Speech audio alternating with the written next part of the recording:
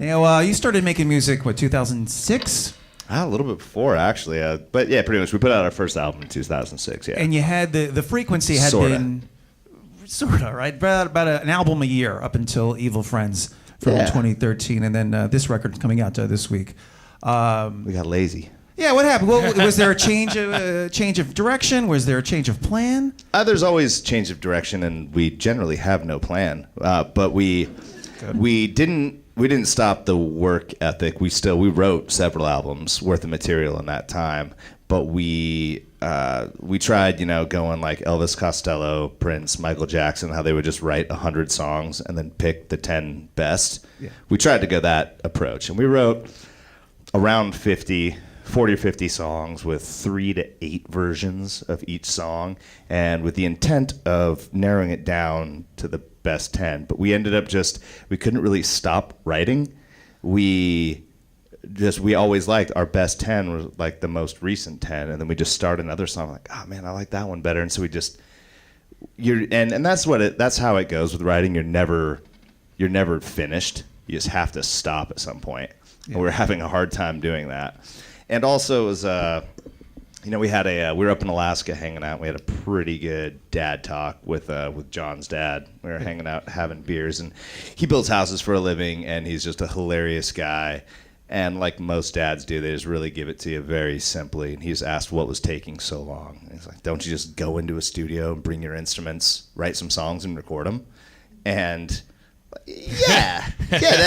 totally. It's, we feel really stupid. No, actually, we got to put a lot of thought and artistic intent into everything. And he just put it like that. And we just we needed a change, and there's some amazing, amazing stuff on there, but we needed to just clear our heads, go in. So we wiped the slate clean, and we went in and just started a new one, focused and ready to rock. And the album title, Woodstock, does that come from Woodstock? The same talk, yeah. Yeah, the same talk. Right after that, we're like, whoa, man. And he threw us a little envelope, and he's like, you guys will get a kick out of this. A long time ago, he had given a buddy a toolbox filled with a bunch of old tools from the 50s, his dad's tools and stuff. And his friend was cleaning it out recently, and in the bottom found his original ticket to Woodstock and mailed it back to him.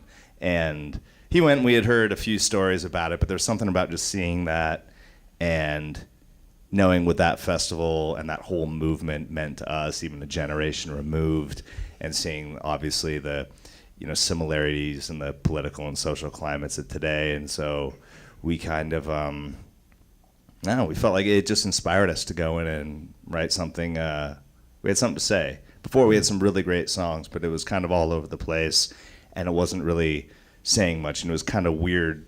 We were just finishing the album when all this stuff started going down, and it would be pretty weird if we put out an album and said nothing about the elephant in the room, Right, sure. So we had to go back and just kind of rethink things. And where's the ticket stub now? I'll still at his house. Yeah. I think. It's probably sitting in the same spot. Yeah, it's probably in the toolbox. Or framed or anything like that? Yeah, he's probably not. No, he's got a lot of cool stuff, but it's just kind of on a shelf somewhere. Everything has its place. Yeah. But he's got good trinkets lying around, and he's got a story about every single one of them. I think it's amazing that you guys were able to pull off the album a year thing and still do as many dates as you did. You were doing hundreds a year at the same time. How did you find the time to even work on an album with that kind of a schedule? You kind of go in with the mentality of writing a song a day. You do a show a day, you write a song a day, and that was just kind of what we would try to do. It was a tough pace to keep up. I would imagine, yeah. We just like to keep busy, Once again, like we grew up in Alaska. There's a really strong work ethic up there, and nobody takes sick days. Nobody goes on vacation. You just kind of work. And so we did that. We've got a pretty fun job, but we still work really hard at it. And so we just like to keep that up. I mean, playing music's just what we do, whether it's in the studio or it's out playing live. It's just kind of what we like to do every day. Going back to Woodstock and the whole festival aspect, I just saw the video from Bonnaroo over the weekend of your performance. I haven't even watched it yet. Was it good? Yeah, it's 90 Spoiler minutes. Alert, it's quite good. Yeah, cool, I was drunk. You guys did great, don't worry. Yeah. But it's a very well spent 90 minutes if you feel like looking it up. But what I couldn't get over was you're playing one of the biggest festivals out there, massive amounts of people. You have a lot of acts coming in and sitting with you guys, but you managed to give this intimate feel still.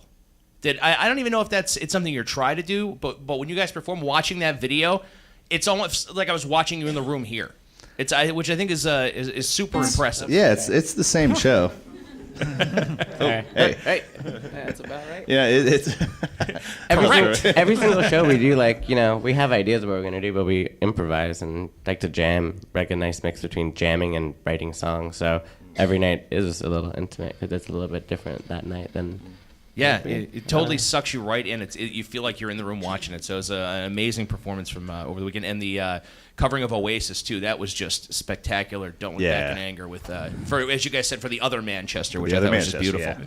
Yeah, that was some crazy stuff. We were in London the night that happened, and we played a show the next day in London. And it was pretty crazy to see that, a lot of people asked if we wanted to cancel, and I was like, no, it never even crossed our mind. Good on you guys.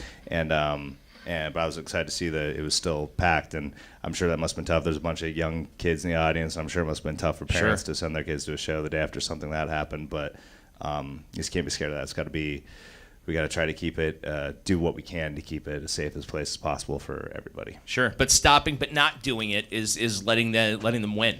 For sure, giving them what they yeah, want, yeah. and I give you guys a lot of credit for not doing and there's that. nothing that there's not much that people can do about things like that. It's pretty senseless to me, and I don't know how to prevent that, but we're not going to stop doing what we do, and all we can do is try to raise awareness to help help prevent those things in the future, and then do what we do, and play songs and give back to the people that lost things that day. Yeah.